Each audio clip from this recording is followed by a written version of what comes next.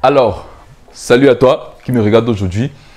Je vais te parler aujourd'hui comment trois choses à faire.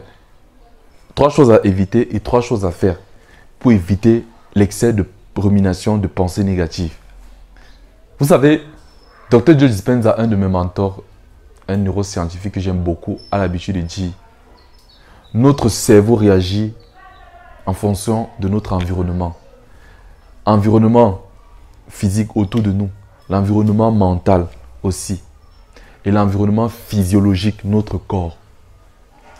Plusieurs fois, je me suis observé, je me suis rendu compte qu'il y avait des circonstances, il y avait des situations dans lesquelles je me retrouvais qui me prédisposaient, qui facilitaient l'accès aux pensées négatives. Et je vais d'abord te parler de trois choses à éviter. Parce que si tu évites ça, les pensées négatives, en fait, tu vas diminuer la prédisposition à ces dernières. La première chose, éviter de se laisser affamer, trop affamer. Moi, quand je commençais mes journées, je ne prenais généralement pas le petit déjeuner.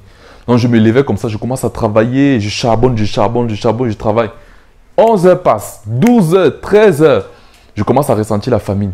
Et je me rendais compte qu'entre 11 et 13 heures, les pensées négatives augmentaient dans mon cerveau. Pourquoi?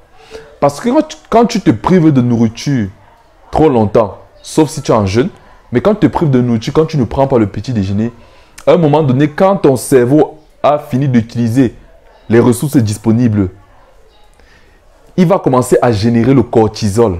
Le cortisol, c'est l'hormone de stress. Et l'hormone, en fait, une hormone peut déclencher tes pensées. Quand tu es stressé, tes pensées s'orientent vers le négatif forcément. Quand tu es stressé, ton amygdale est suractif et ton lobe frontal. Le lobe frontal, c'est celui qui permet de baisser le volume des pensées négatives. C'est le commandant. Ton commandant s'endort. Et ceux qui font le désordre, notamment l'amygdale, qui est la partie la plus dangereuse de ton cerveau, en fait, c'est qui te génère la peur, tout ce qui est négatif, s'active. Donc, quand tu te laisses trop affamer longtemps, par exemple, le matin, tu ne prends pas le déjeuner, petit déjeuner avant de travailler, à midi, tu dis, bon, ok, je vais manger plus tard. Tu t'exposes à une montée de cortisol et par ricochet, à une montée de pensées négatives. Deuxième chose, la fatigue. La fatigue due à une quantité insuffisante de sommeil.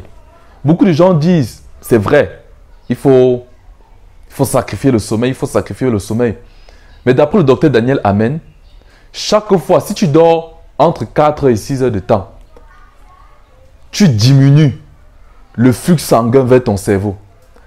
Une insuffisance de sommeil diminue la montée de sang vers ton cerveau. Des études aussi l'ont démontré. Et quand tu restes fatigué très longtemps, quand ton cerveau n'est pas suffisamment reposé, ton lobe frontal aussi est fatigué. Ton lobe frontal n'a pas la capacité de filtrer, de choisir, d'examiner les pensées qui passent dans ton cerveau. Par conséquent, il va se laisser aller. Comme il n'y aura pas de commandant, comme il n'y aura pas de policier, les pensées négatives vont t'emporter. Et c'est comme ça que tu vas être dans la rumination. Il y a aussi ce qu'on appelle le rythme circadien. Le rythme circadien représente un ensemble de périodes horaires regroupées en cycles de pic et en cycles de non-éveil. Donc c'est éveil, fatigue, éveil, fatigue. Il y a des périodes horaires où tu auras l'impression, en fait, tu es souvent fatigué. Ces périodes-là. Moi, généralement, c'est entre 11h et 13h. 14h, 17h. Où mon rythme circadien est très bas. Et la plupart du temps, en fait, mon cerveau commence un peu à se fatiguer aussi. Du coup, les pensées négatives, en fait, prennent le dessus sur moi. Troisième chose, c'est l'oisiveté. Il faut éviter l'oisiveté. Lorsque tu n'orientes pas tes pensées, lorsque tu ne donnes pas du travail à tes pensées, ils ont libre cours. Elles vont faire ce qu'elles veulent. Les personnes oisives, quand tu restes sans rien faire, tu es seulement là chaque temps sur les réseaux sociaux. Tu montes, tu descends, tu montes, tu descends. Tu es en train de dire à ton cerveau, fais la java des pensées négatives. J'ai été comme ça. Je me rappelle les périodes où je faisais les dépressions. c'est parce que j'étais oisif, je ne faisais rien, je ne travaillais pas. Donc du coup, mes pensées étaient les mêmes que celles d'hier. Mes pensées étaient les mêmes que celles d'hier. Mes pensées étaient les mêmes que celles d'hier. Je vous en prie, il faut travailler les amis. Il faut avoir des objectifs. Il faut donner une orientation à vos pensées. Ça, c'était 3 choses à éviter.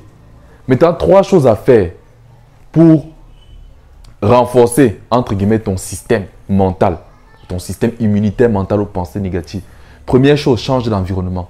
Change régulièrement d'environnement.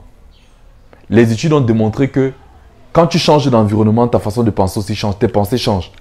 Moi, je suis quelqu'un que j'aime voyager. Depuis que j'ai compris ça, je voyage.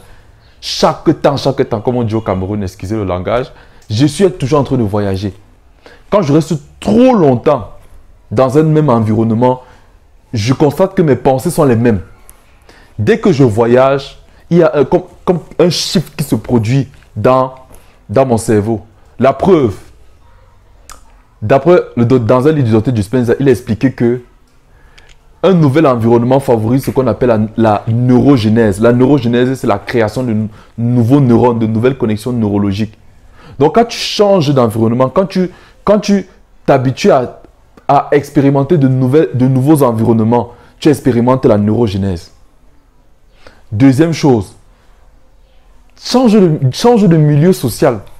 Évite de rester toujours dans les mêmes milieux où tu vois les mêmes personnes. Donne-toi pour objectif au moins chaque semaine de rencontrer ou de converser avec une nouvelle personne chaque semaine. Moi, chaque semaine, je m'entraîne en fait à apprendre, soit à lire le livre d'une personne que je ne connaissais pas par le passé, pour voir un peu comment la personne pense, soit écouter les vidéos d'une nouvelle personne. Les personnes que nous rencontrons influencent et déterminent notre façon de penser ou notre niveau de pensée. C'est très important. La dernière chose, la nouveauté, de nouvelles connaissances et de nouvelles expériences. Il faut régulièrement renouveler votre connaissance de base. Il faut lire. Il faut lire et appliquer. Il faut lire et appliquer. Il ne faut pas seulement lire parce qu'on a dit de lire. Il faut lire et appliquer. Moi, c'est ce que je fais. Quand je lis un livre, dès que j'arrive à la partie où j'ai détecté l'application, je m'arrête. Je m'en vais commencer à appliquer. Là, je suis en train de relire un livre du Dr. Joe Dispenza. Je lis paragraphe après paragraphe. J'avais lu le livre là en une semaine. Une fois comme ça, c'est près de 400 pages comme ça. Mais là, maintenant, je prends paragraphe par paragraphe. Je me réveille ce matin. Un matin, je prends un paragraphe, je lis, j'applique. Je me réveille, je continue encore. Le lendemain matin, je prends un autre paragraphe, j'applique. Pourquoi? C'est dans l'application qu'il y a le renouvellement de l'intelligence. C'est dans l'application de la connaissance qu'il y a le renouvellement de l'intelligence. Pour ceux qui lisent la Bible, il y a 4 niveaux de connaissance en grec. Le gnosis, le ginosko, épiginosko et l'épignosis. L'épignosis, c'est le titan. On dit c'est la connaissance pratique, en fait la connaissance expérimentée. Je t'encourage, chaque nouvelle expérience que tu fais déclenche la neurogénèse. Et quand il y a neurogénèse, il y a renouvellement de pensée. Et c'est pourquoi en cette saison, je veux beaucoup parler des pensées. Je veux beaucoup parler des pensées parce que beaucoup de gens sont esclaves de leurs pensées. Moi, j'ai une devise que j'ai compris. C'est que Dieu nous a donné le pouvoir de contrôler nos pensées. Mais beaucoup de gens sont contrôlés par leurs pensées. Dieu t'a donné le pouvoir, comme tu peux contrôler tes paroles, tu peux aussi contrôler tes pensées. Donc, dis-moi parmi toutes ces choses où tu te reconnais et qu'est-ce que tu vas faire en fait pour changer cela.